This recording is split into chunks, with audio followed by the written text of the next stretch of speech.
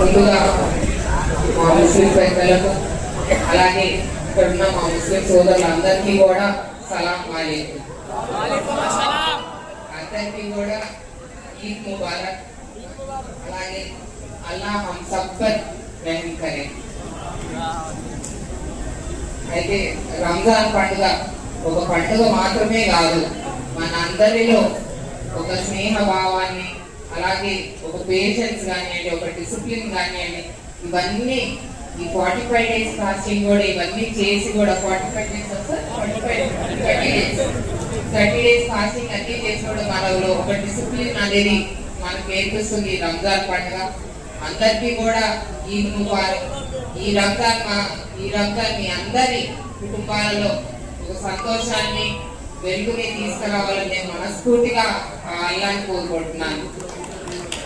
అలాగే చిన్నప్పటి నుంచి నేను పుట్టి పెరిగింది హిందుత్వంలో, అయితే నేను చదువుకున్నది క్రిస్టియన్ స్కూల్లో. అలాగే నా జాగ్రత్తలు నాకు ఒక నాన్నగారు చిన్నప్పటి నుంచి నాకు ఒక డ్రైవర్ని పెట్టేవారు. ఆ డ్రైవర్ వచ్చేసి ముస్లిం సోదరుడు.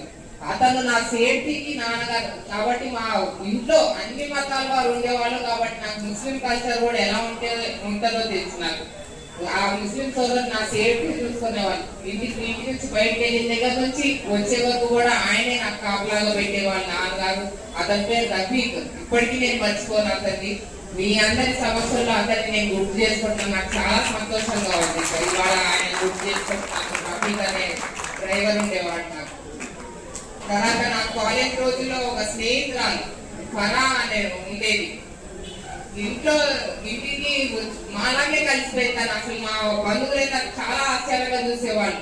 తను ముస్లిం కదా ఎలా కలిసిపోతుంది అంటే, నా స్నేహితులు అందరూ అంటే ముస్లిం సోదరులు వేరే విధంగా కాదు, అందరూ సమానంగానే ఉంటారు, అందరూ బాగా చూసుకుంటారు అని చెప్పేదాన్ని. ఇంట్లో కూడా తను కూడా చాలా బాగా కలిసిపోయింది. ఇవాళ తన్ని కూడా నేను గుర్తుపెట్టుకుంటున్నాను. అసలు చాలా రోజులైంది ఆ అమ్మాయిని కూడా కలిసి. నేను తను యూఎస్ఏ లాయర్గా చేస్తుంది. తను కూడా ఫరాఖాన్ తన పేరు. తను కూడా ఇవాళ మీ అందరి మధ్యలో గుర్తు చేసుకోవడం చాలా సంతోషకరంగా.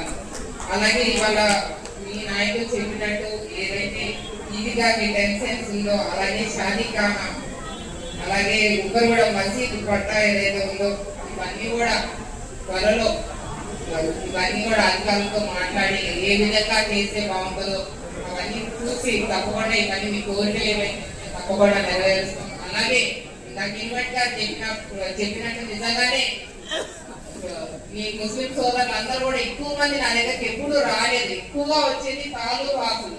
వాళ్ళు పాప షాదీఖానా గురించి అడిగారు.